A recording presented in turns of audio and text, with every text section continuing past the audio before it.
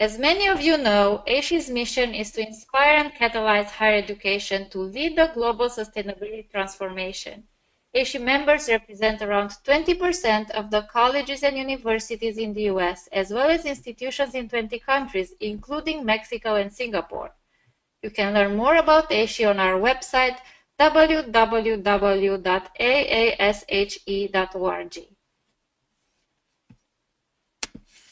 We provide an extensive collection of online resources, networking tools, and educational events such as today's webinar and an annual conference and expo which will be held this year, October 15 to 18 in San Antonio, Texas. Our call for proposals will close on Monday, February 20, so please visit conference.aashe.org for more information and to submit a proposal.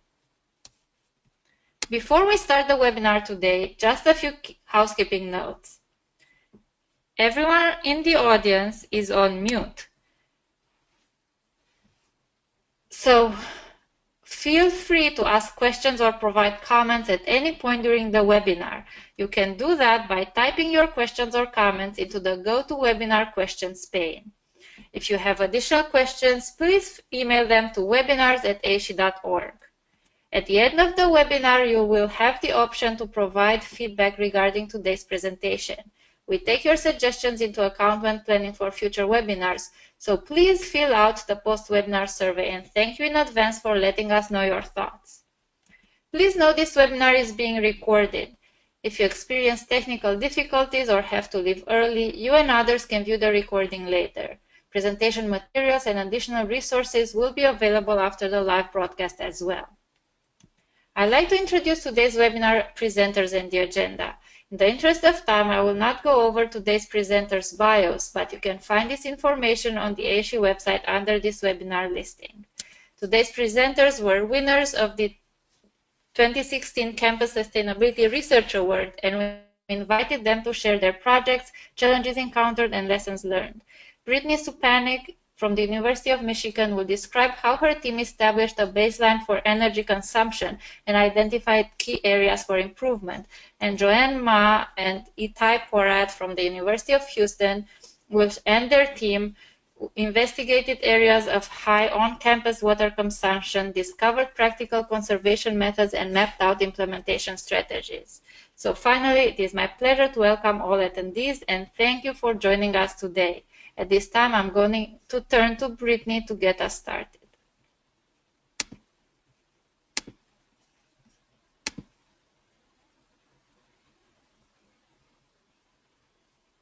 Great, thank you so much for that introduction. And thank you all for joining today.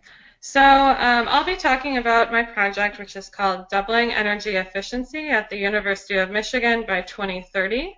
And I, again, am Brittany Supanik. I'm actually in the middle right here. And I'm a master's student here at the University of Michigan in Sustainable Systems and Energy Systems Engineering. And I worked on this project with a team of 6 people who you see here. And Dr. Gregory Keelian was our advisor, and our client was Johnson Controls Incorporated, who I'll be referring to as JCI from this point forward. So to give you a little outline of what I'll be talking about, I'll briefly introduce why the project was proposed, and then I'll go into our 5 deliverables, which you see here, and then I'll end with just some concluding remarks. So first, to give you a little bit of background to how this all came about, JCI attended a conference, an Alliance to Save Energy conference, and they announced this 2030 energy goal, which was to double energy productivity by 2030.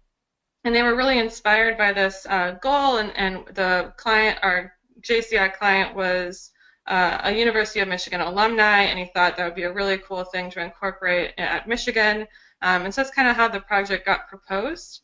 And then ultimately, we took it on as master students and tried to do with it what we could. And as I'm sure many of you are, thinking right now, doubling energy productivity is a huge task. And so our first goal was to kind of break this down into different objectives. So we came up with 5 different ways that we're going to tackle this problem of doubling energy efficiency. And with each objective, we attached a deliverable to it. So our first deliverable was to come up with organizational charts of the energy stakeholders on campus to figure out who our decision makers are and how they actually implement ECMs, which is energy conservation measures.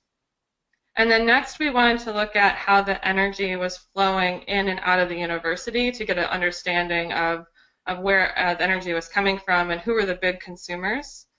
The third is we did a building analysis on all buildings on campus to kind of see if there were any low-hanging fruit or really high energy consumers that we could focus on. And then we also did a building audit on one building, which is the Dana building, and I'll share some recommendations that we have from that experience. But then ultimately our fifth deliverable was to share recommendations for campus-wide improvements, but then also for the Dana building specifically. So in terms of our first objective, which was to create organization charts, I'm going to show you just a very big overview of who is involved in energy on campus. And I know you can't see this. It's really just meant for a visual, but on the top there is our president, and then on the left-hand side is like the facilities and operations folks who are responsible for energy, and then on the right-hand side is more of the academic behavioral stuff. So we focused on the facilities and operations side on the left here in blue. And more specifically, we focused on the buildings on campus that actually consume the energy, which are these 4 different funds right here. So we call the general fund, student life, athletics, and hospitals.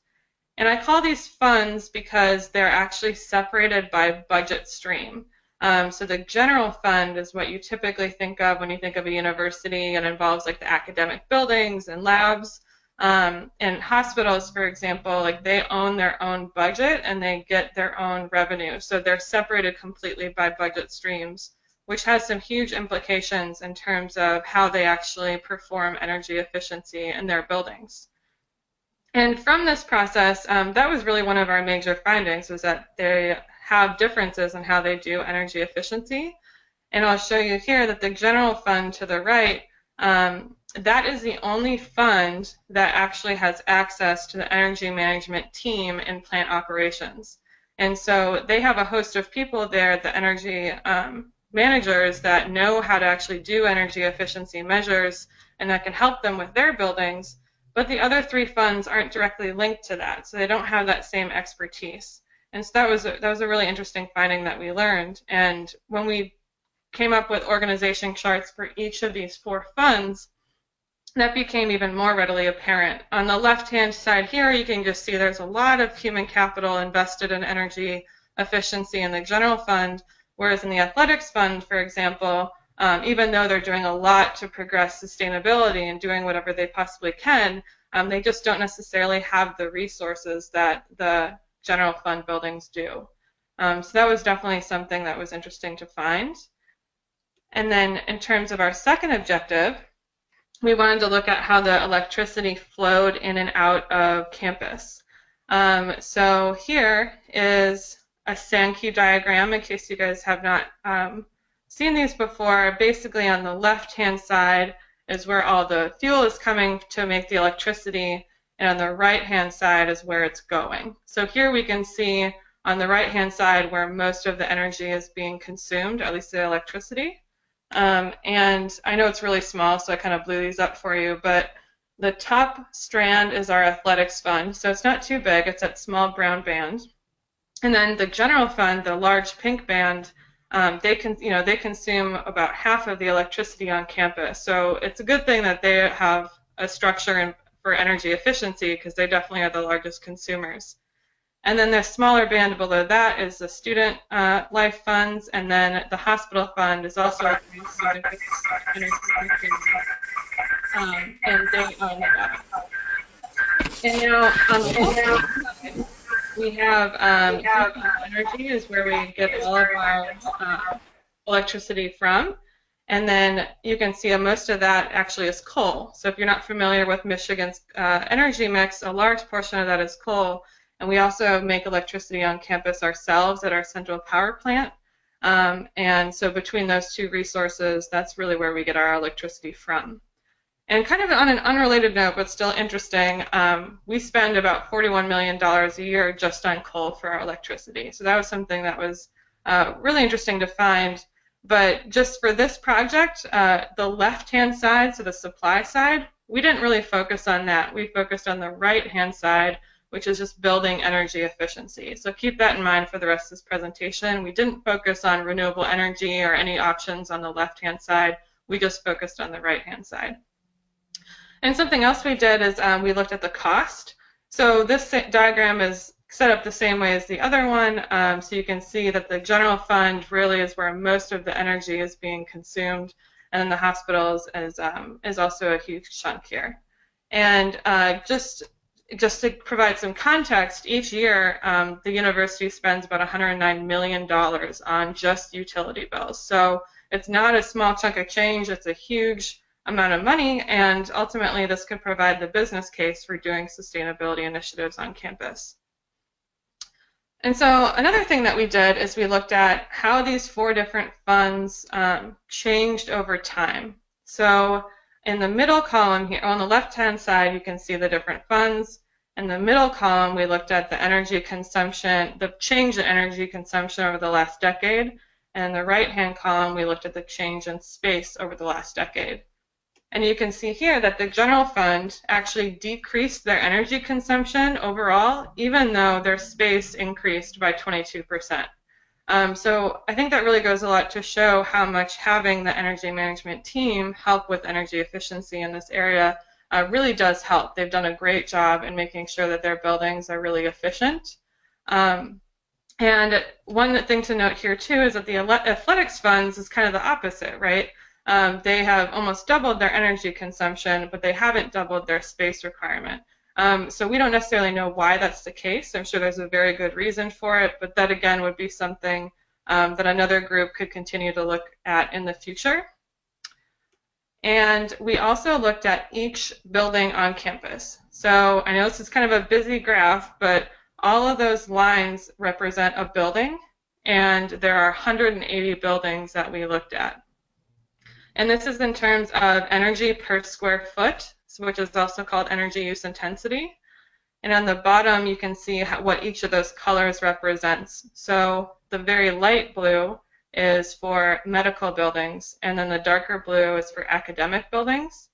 And you can see on the left-hand side of this graph that that's where most of the energy is being consumed, in academic and medical buildings, which makes sense because a lot of academic buildings have labs and have like huge energy requirements, and the same with medical buildings. But still, this gave us a really good idea of like which buildings were high energy consumers and where we could focus our attention. And we also wanted to know what was normal, right? Is this normal? And so we looked up the EPA university median and found out that 45 buildings are actually above the national college median. And then in terms of medical buildings, 9 of our buildings are above that median. And this is to keep in mind, like our climate here is perhaps a little less forgiving than the rest of the U.S. on average, but still it provides like an interesting context for how our buildings are comparing. Another thing we did was we conducted a lean analysis, which JCI helped us do. They have this really cool tool, a lean analysis tool that lets you look at monthly utility data for a building, and it basically runs an analysis, normalizes for weather, and compares it with other buildings around the world. So we could look at an office building in Ann Arbor, where we are in Michigan, and compare it to a building in China, as long as the use is the same. So it would have to be an office building looking at an office building, and you can kind of estimate just on utility data how we compare to an average. And so we ran 20 buildings in this analysis and looked at several different ones. And ultimately, I won't go over how the lean analysis tool works, but we found that there's potential for 13% savings in single-use buildings. So that would be buildings that have a single purpose, like an office building or an academic building.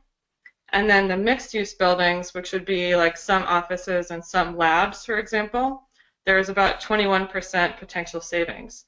So this was interesting for a couple of reasons.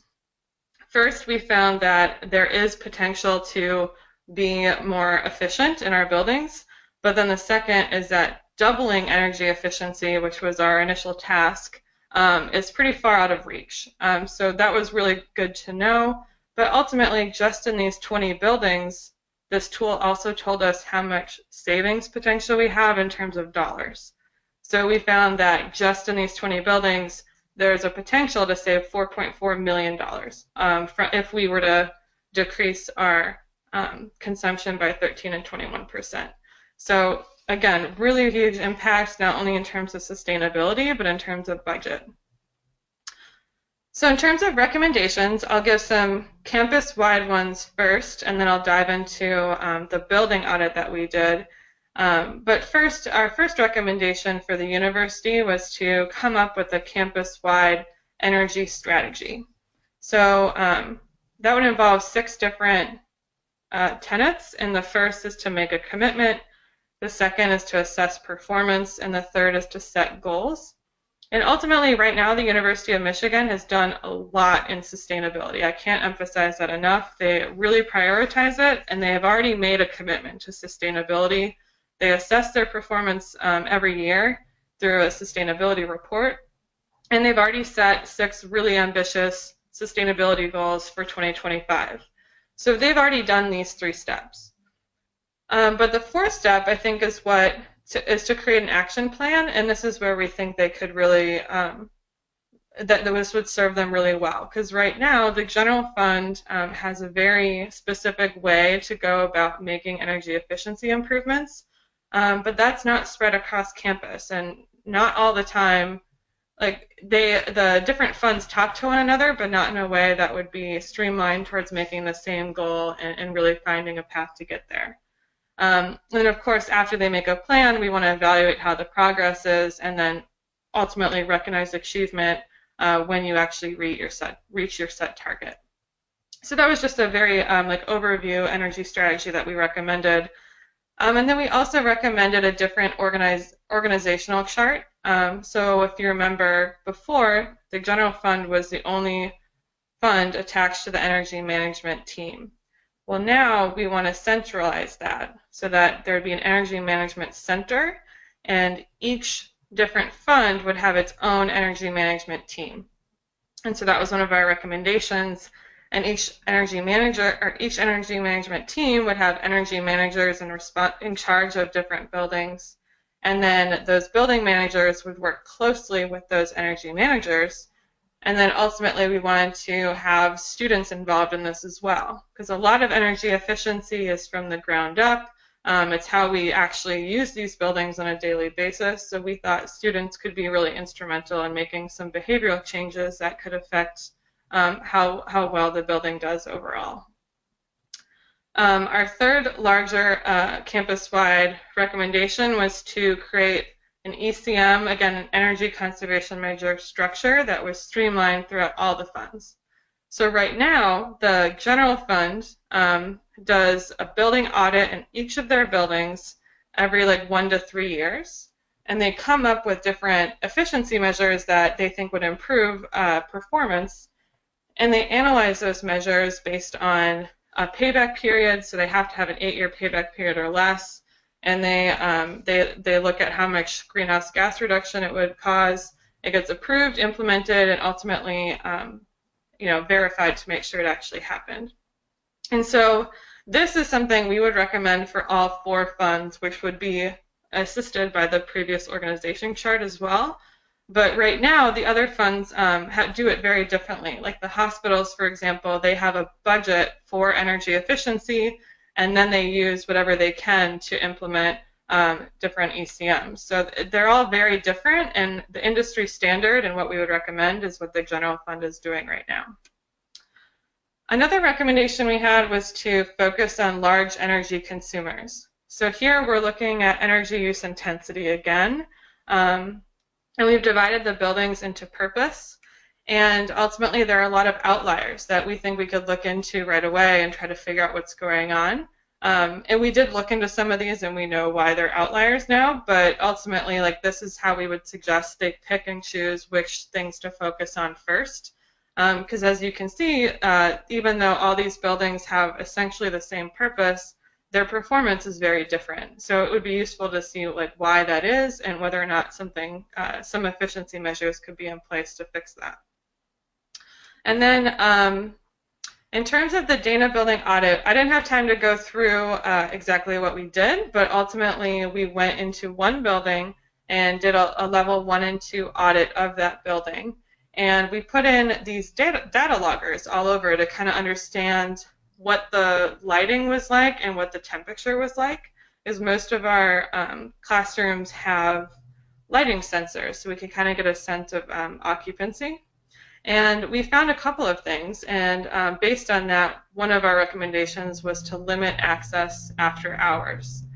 So here's an example of the second floor computer lab in our building, and we can see that from about like 2 to 7 a.m. there's no activity in that lab. And so if that's the case, perhaps we can just shut down the computers, not use that energy, and make this a process where we actually limit access during certain periods of the day because it's not being used anyway.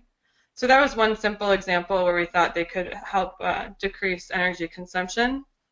And another one was to reduce temperature during breaks. So we had these data loggers up during our Christmas break, and naturally as students we don't really want to be in like an academic building during break. And that was evident in the analysis as well. So you can see here that the computer lab had very little activity during break, but the temperature was still set to like 72. So if no one's in that building, then perhaps we could lower the temperature and perhaps save some energy there. So there was just another quick example of how we can implement some changes. And a third example, this is actually really, really cool. Our facilities manager is very invested in sustainability, and she found we have a perimeter heating valve that is around the building that's on constantly because it uses excess steam from our central power plant to heat the building. And she, one summer, decided to close that valve and never really got a chance to look at how much that affected energy consumption. So we looked at it, and as you can see here on the left-hand side, that's summer, and the green line indicates the summer consumption of steam before she turned off the valve, and the yellow line shows what it looks like after she turned off that valve. So just that one simple like valve change in a simple operation, she was able to really help save some energy. So that was something that we would definitely recommend that they continue to do. And then we came up with several different energy conservation measures that the Dana building could also look into. I won't go into these in detail, but ultimately we looked at things like classroom lighting and HVAC systems, and we came up with some moderate suggestions and then some aggressive suggestions that may or may not have a good payback period, but if we really wanted to go extremely sustainable, we could add those to the moderate suggestions to try to make the biggest impact that we could. So ultimately, we learned a lot throughout this whole project, but we did identify some opportunities that we think can help increase energy efficiency. A few of them I mentioned, but like a campus-wide energy strategy we thought would be one of the biggest things. Also making a streamlined ECM structure, and then finding opportunities to change building operations, as you saw with that heating valve, and then just building behavior. And then the last thing is that the doubling energy efficiency goal is a stretch goal for sure. We think that this would require a lot of management changes, and maybe is possible, but maybe in order to do it, we should also focus on supply side opportunities and not just demand side opportunities. And this was meant to be like a first of a 5-year project, so ultimately, in the end, maybe they'll come up with measures that can tangibly get to that 50% goal. But we thought that was kind of a stretch for what we saw in our project. And of course, I just wanted to thank, there were so many people, not just at Johnson Controls, but also the University of Michigan, who helped us through this whole project. And our advisor, Dr. Gregory Keolian, was extremely helpful. And I just wanted to thank them for helping us throughout the 16-month project. And that's it. So now I'll turn it over to the next presentation. Thank you, Brittany, and we will now turn over to Itai and Joanne, who will tell us about their water conservation efforts.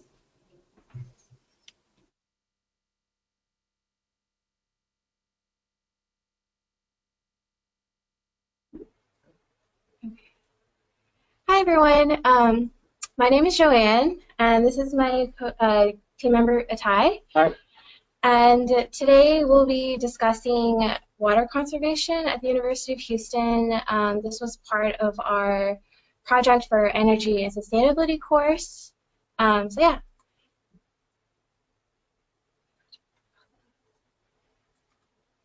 Okay, so this was a five-member team, and I'm right here in the middle. And just to give you guys just a really brief background about myself, I'm an architecture major, and I also work for the Office of Sustainability on campus. Yeah, and my name is Itai, as Jan said. I'm a civil and environmental engineering major, and I minor also in energy and sustainability. Okay, so today, just to go over a bit about our presentation, first we want to showcase some of the sustainability initiatives that are going on our campus. We want to talk about this project and some of its outcomes. We're going to also talk about how we presented this research through a website platform. And finally, which is going to be most of the presentation, we're going to elaborate about the research process, challenges, and moving on and conclusions. Okay, so just to give you guys a brief background about the university, so there are over 44,000 students, and the university spans over 600 acres, and we spend roughly $130,000 on 30 million gallons of water each month. So there's a lot of water being consumed. And there are 8 broad categories that encompass sustainability initiatives at U of H. So we won't get too detailed, but because we could spend a lot of time, but this is just a good place to introduce our minor, our energy and sustainability minor program, which our project actually stemmed from.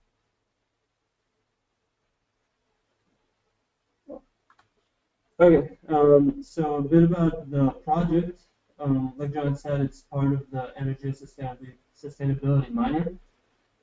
There are 2 main courses that are required in addition to other electives, but the 2 of them are Introduction to Energy and Sustainability, which is a junior level course, and the capstone, which is a senior level course. So this was part of the Introduction to Energy and Sustainability. In this course, students split up into groups based on common interests, and our role was to present our research in website format, pretty much.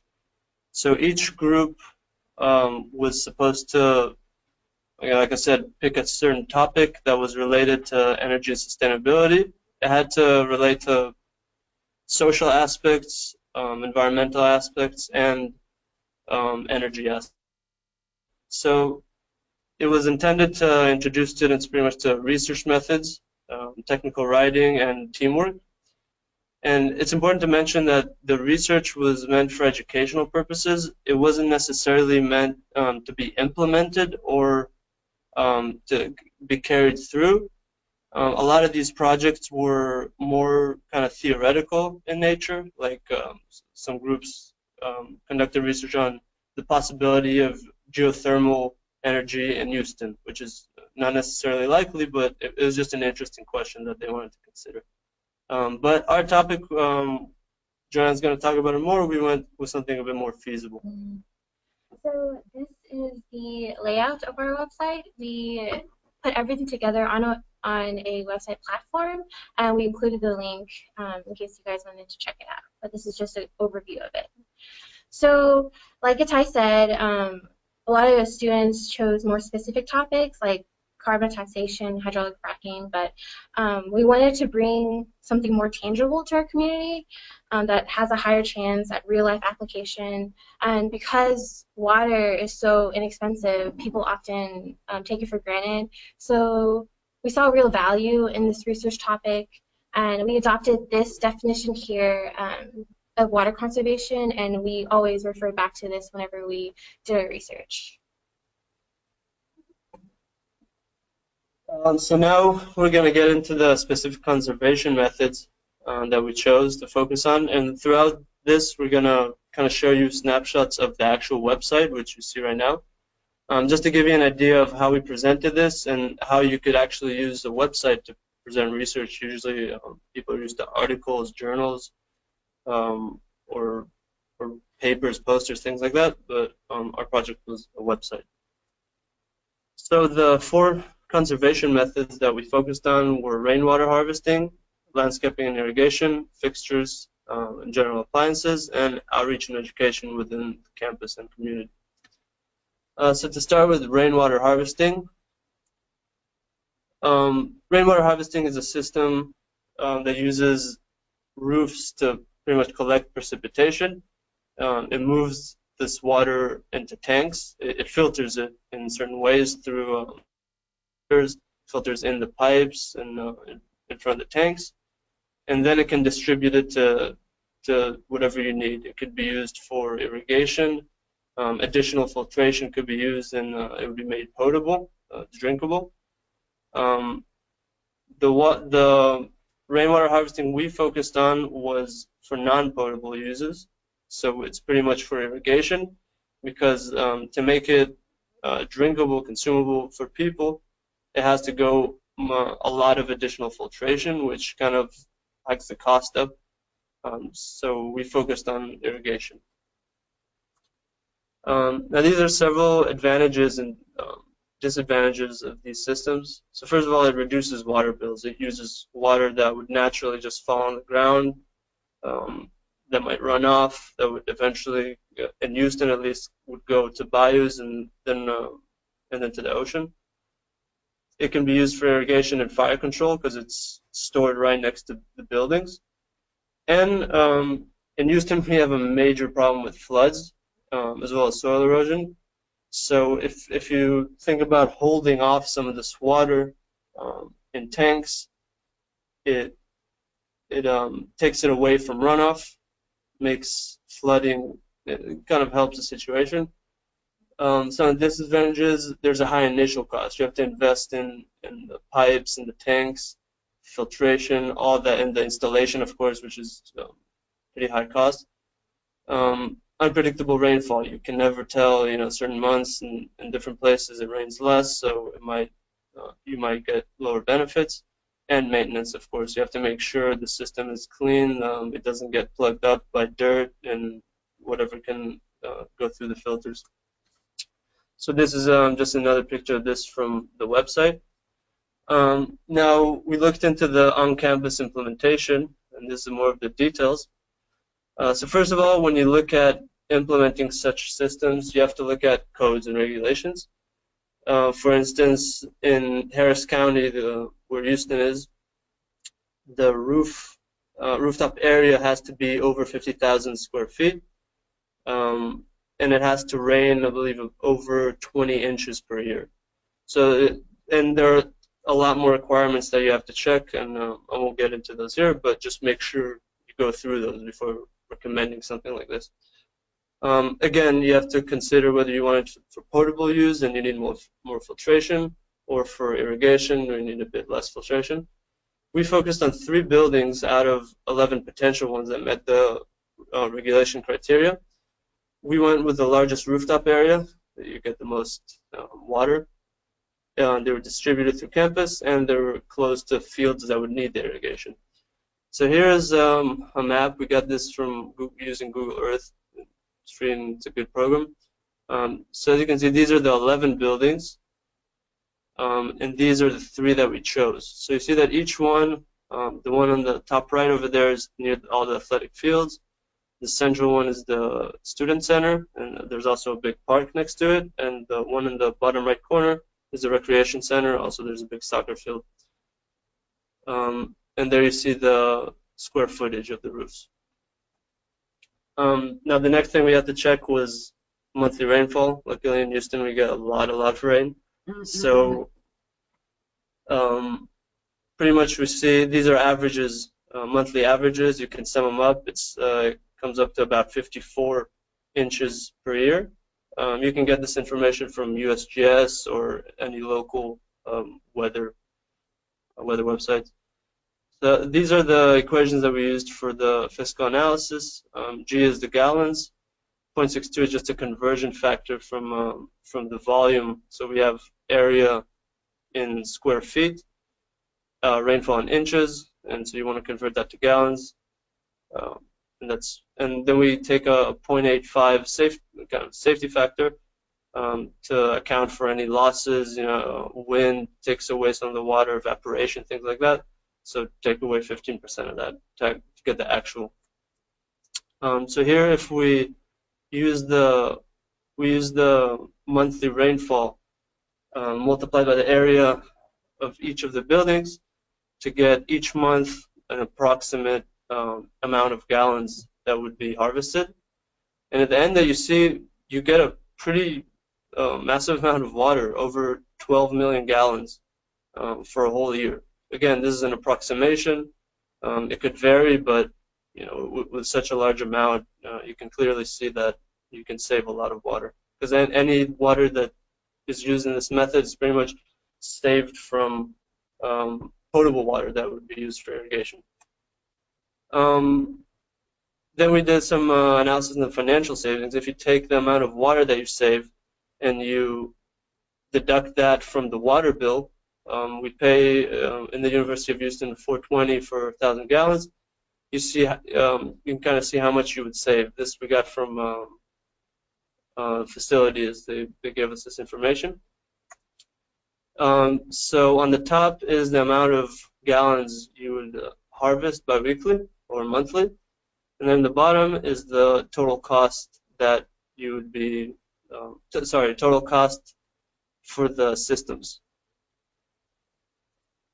So here you can see the 1.5 per gallon and 2 per gallon is the difference between the type of system that you want. The more expensive systems have slightly larger tanks.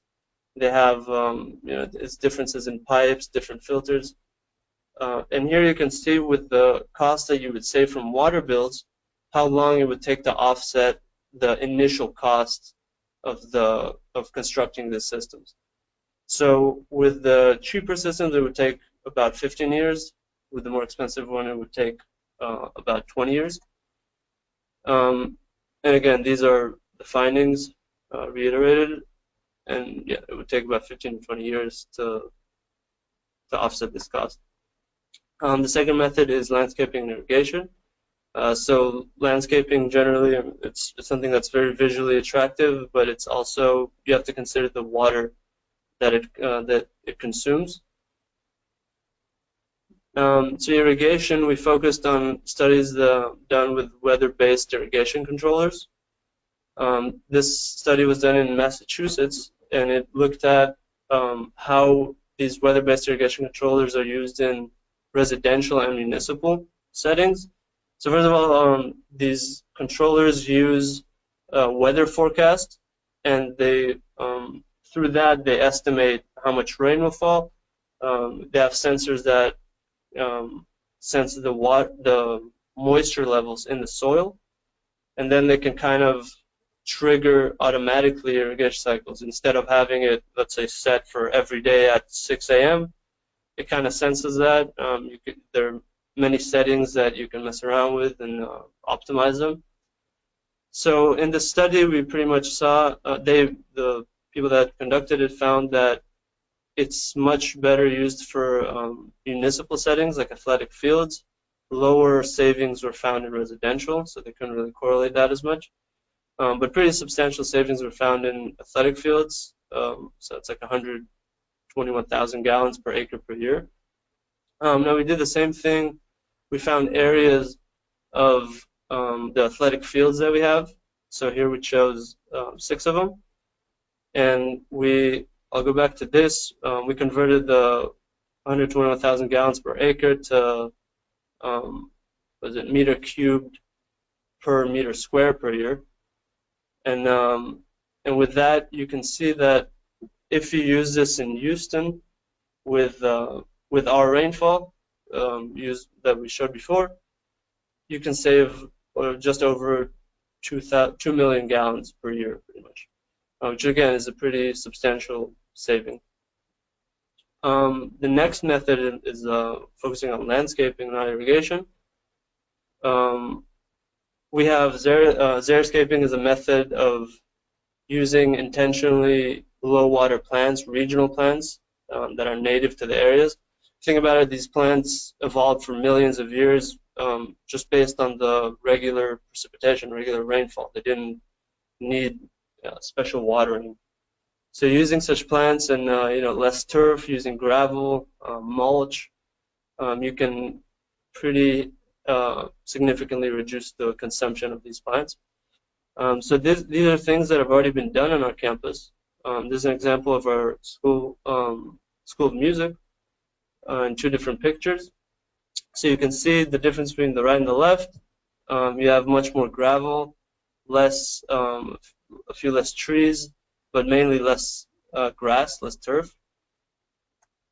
There's another picture. So as you can see, these spaces can be just as beautiful and lively.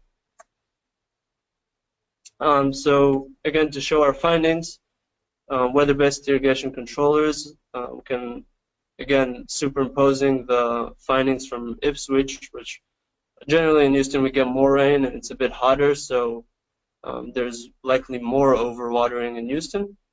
You can save up to around 20 million gallons per year. Other studies reveal that xeriscaping, which I described earlier, can reduce watering by 76%, usually in lawns. And pretty much the main thing here is to look, we looked into the landscaping and irrigation code of the university. Usually if you look hard enough, you can find this for any institution. So I kind of looked at what they have. They had some smart irrigation controllers, but not weather-based ones.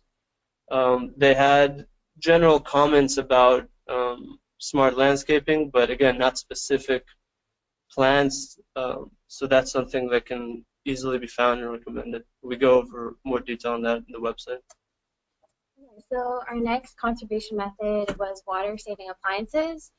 As a group, we researched many water efficiency standards in the U.S., and we took this even further and looked into toilets, waterless urinals, and low-flow shower heads. It's funny because one of our group members actually lives on campus, and my other group member kept texting him like, send me images of toilets. And I thought that was so funny. That's how we bonded. But anyway, we found that the toilets on campus are high efficiency ones, so we didn't focus too much on this and moved into waterless urinals, and we found that there's so much you can save by eliminating conventional ones and replacing them with waterless ones. And we, similar to what Atai did with the landscaping research that he found, we found an already existing study and kind of like applied it to University of Houston. It's just a great starting point to conduct any research.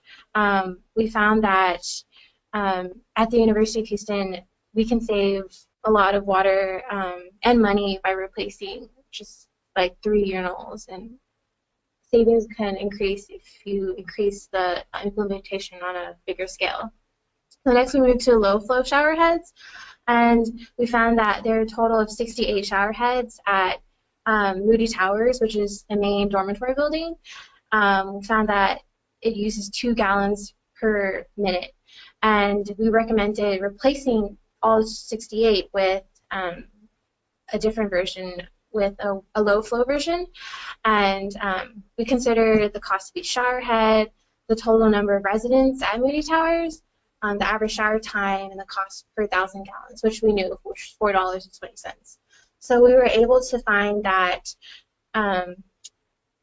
if we did not change these shower heads, it would cost us roughly $13,000 for water each year. But if we replace them with low flow versions, we would save almost like $4,600. So as a summary, waterless urinals can save up to 40,000 gallons of water per year per urinal, and simple payback time would be like half year to 3 years, and we would save $5,000 per year by just replacing shower heads in one dormitory, and we would increase this savings if we increase in all the different dorms. And so next we move to public outreach and education. We found an already existing study that prospective students are more likely to attend or choose their university based on that university sustainability initiatives. And the more people know about their water resources, the more likely they are to participate in these water conservation programs. So we were focused on like how can a university start their own program, and so we developed a public outreach guide and a water conservation brochure, because we really wanted to take our research to the next level and create something that other universities can utilize and like apply to their own university. So I'm going to briefly show you what that looks like. Oops. Okay, so this is what it looks like.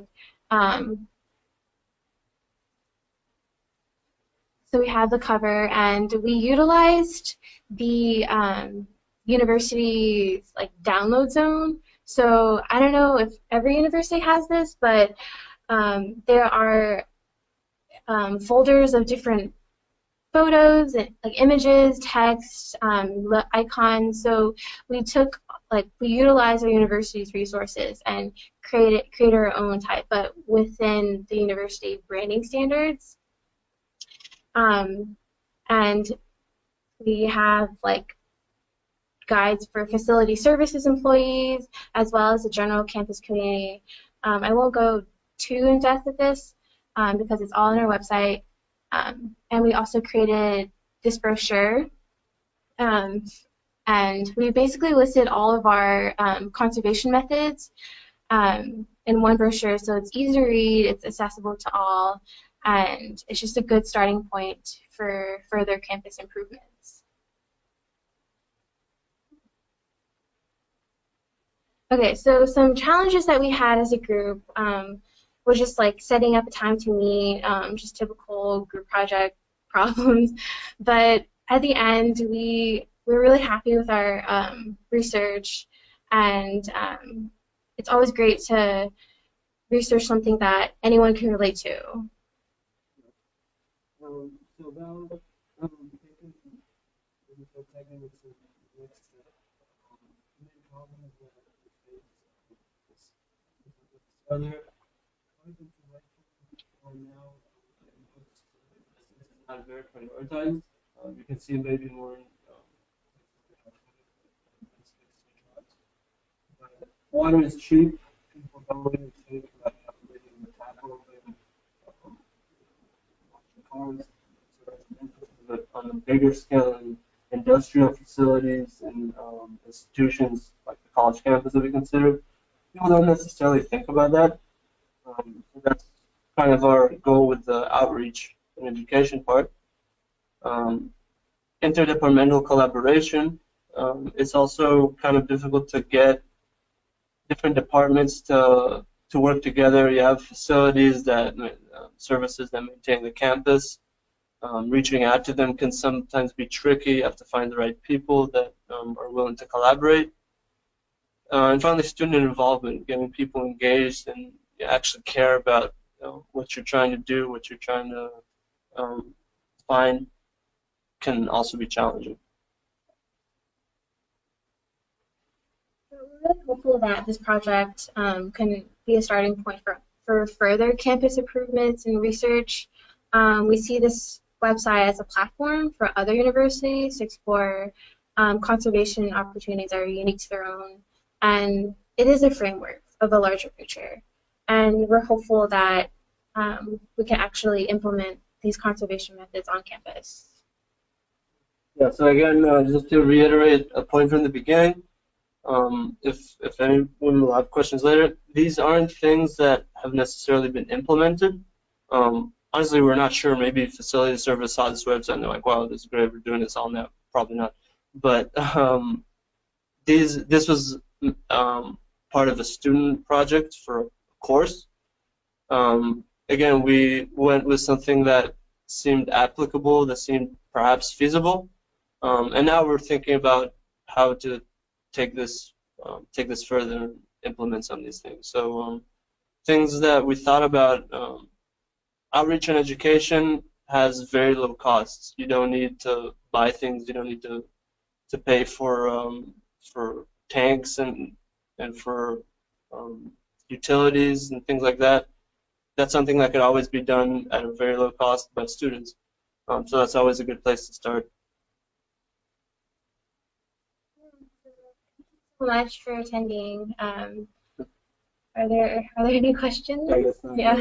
Oh yeah, and I left my baking blog website, so please check that out. Shameless plug. Thank you to Brittany, Itai, and Joanne for presenting, and we will now turn to our audience for questions. I would like to remind everyone to submit your questions via the questions pane on the GoToWebinar control panel. I will start with Brittany and the questions that we received for you. So the first one was related to your building energy analysis slide, where you showed how much energy each building was consuming. And the question was, how about hours of use and utilization of the space?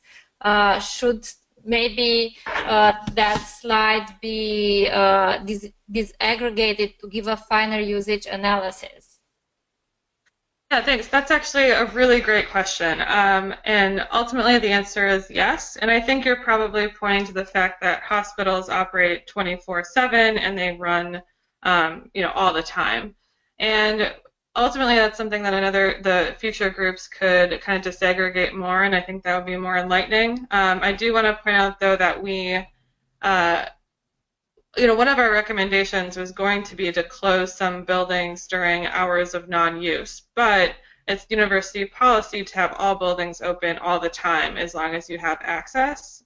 So that option wasn't necessarily available.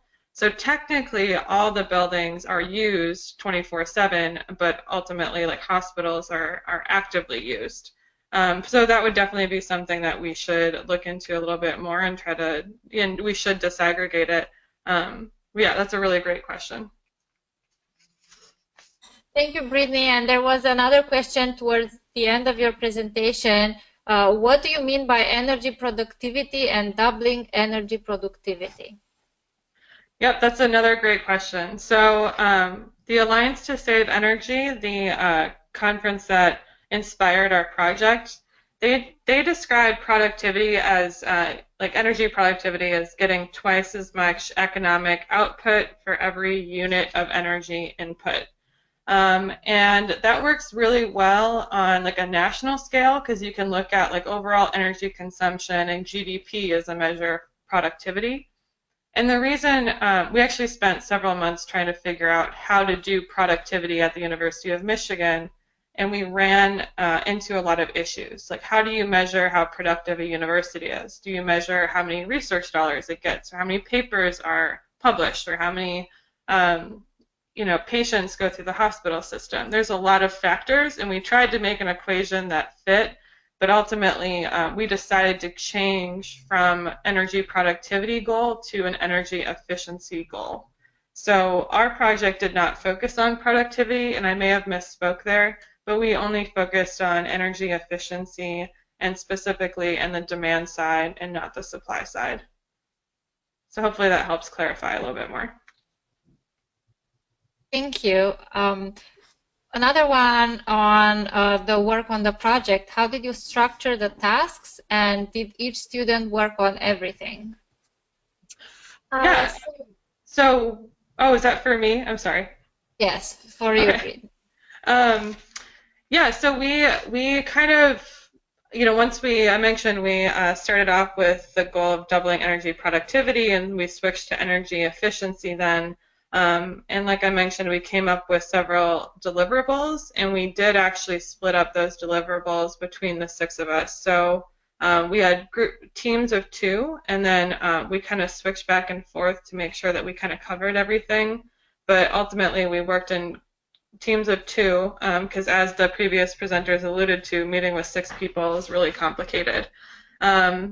And also, I would add to that that in doing that, we were able to really highlight the skills that our my team members have. So myself and another student team member, we're both engineers, and then 2 of us are also MBA students. So we were able to highlight those business skills, the technical skills, and then our sustainability skills, and then also one of our teammates was an architect. So we kind of put people in groups that really matched their skill sets, and I think our product was much better as a result of dividing groups in that way. Thank you, Brittany. I'll turn to Itai and Joanne for now and come back to you at the end with more questions. So Itai and Joanne, did you conduct a return on investment ROI for the water saving? You need to come closer, Itai. Hello, do you hear us? Yes. Okay. Yeah, so we didn't conduct a general ROI on all the combined savings.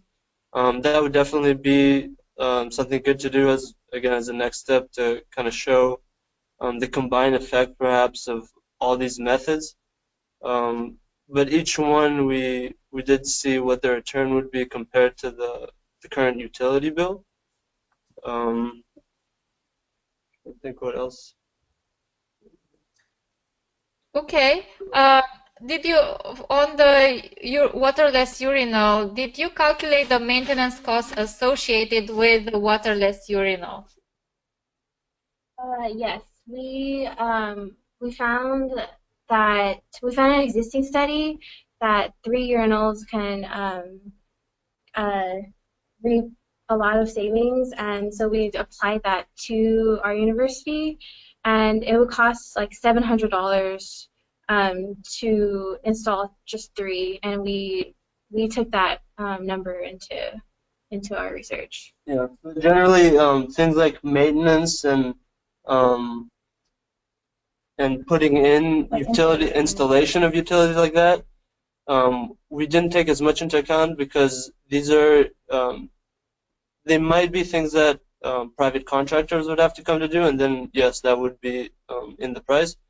But a lot of these things, facility service in the university would do, and I mean they're already on a university budget, so they're being paid for daily work. So yeah, it would offset some of their regular workloads, but it would be incorporated into that.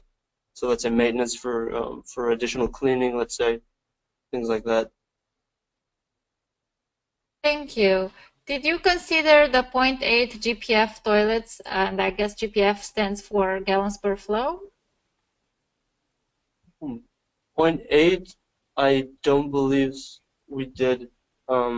It's hard for me to say because the utilities part wasn't my personal research, but I believe we saw, what was the details? It was 1.2. That was the, yeah, 1.28. Those were the lowest that we found that were applicable. But it's good to hear that there's some 0.8 ones.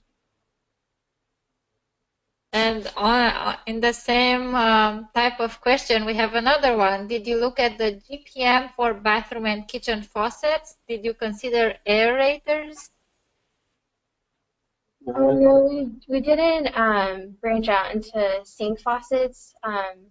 Each conservation method was assigned to a different person, and we felt that shower heads were more like, since students are the ones who are using it, and they like shower all the time, and so we felt that there was like a greater connection between shower heads and like community use. So we focus more on those 2 topics. Yeah, and another reason is we already have, especially in the new facilities around campus, we already have smart or like sensored faucets that are activated by movement. And even in the old ones, the ones that are pushed down, I don't like those as much. Those are they seem less effective because they get stuck a lot of times. But a lot of those are already in place in the dorms and in the colleges, so we didn't look into that. Thank you. So I'll ask both groups a question, and we'll have Ita and Joanne go first. What were some of the major challenges, and what was the biggest takeaway from this project? I guess the greatest challenge was finding specific information. Sometimes it's hard to get a certain number. You don't know who exactly to turn to or who would have that information. So just utilizing existing studies really helped. And I guess the biggest takeaway for me was I feel more confident with the research process. Like rainwater harvesting is such a daunting idea, but as a group we were able to actually do the research and put something together that was accessible and easy to understand for anyone and everyone. Yeah, and generally understanding that in any research, assumptions have to be made. If you'll go totally mad if you try to pinpoint every small thing and try to get the precise number and the precise value. And I learned that here as well as for more technical research in material science and stuff like that. But yeah, you have to kind of base your recommendations off previous work, like John said, and make those assumptions. Great, and yeah, I think our biggest challenge probably was defining a scope that was manageable, since our project title was so big, and productivity, as I just mentioned, didn't seem to fit. I mean, we spent a couple of months just trying to figure out what we could feasibly do given the time period that we had and the fact that we were 6 students with very little experience. And I think that kind of goes with, in line with my biggest takeaway, is that or really wasn't necessarily a takeaway as much as a confirmation that everyone at the University of Michigan and in Johnson Controls was incredibly helpful, and they were all super motivated by sustainability, and I was just like blown away by how much support we got, not only within our team but like outside of our team. And it just kind of, I guess, to echo almost, you have to reach out to others with professional expertise when you don't have it, and in doing so, you can just create so many great experiences and learn so much, and I think that was definitely what happened with us. Thank you so much to the presenters and to everyone for attending. And we are at the end of our webinar today. Before we conclude, I'd like to remind you that our next webinar will take place in a week, next Wednesday, February 22nd at 3 p.m. And it's titled Taking Carbon Offsetting Beyond the Campus. We'll tell the story of a community weatherization program run through the AASHE Center for Sustainability at Furman University. Also, please remember to fill out our post-webinar survey. Thank you again, everyone. If you have additional questions, feel free to send them to webinars@aashe.org. And the recording and presentation materials will be available in the AASHE Campus Sustainability Hub tomorrow. Have a good day, everyone. Bye.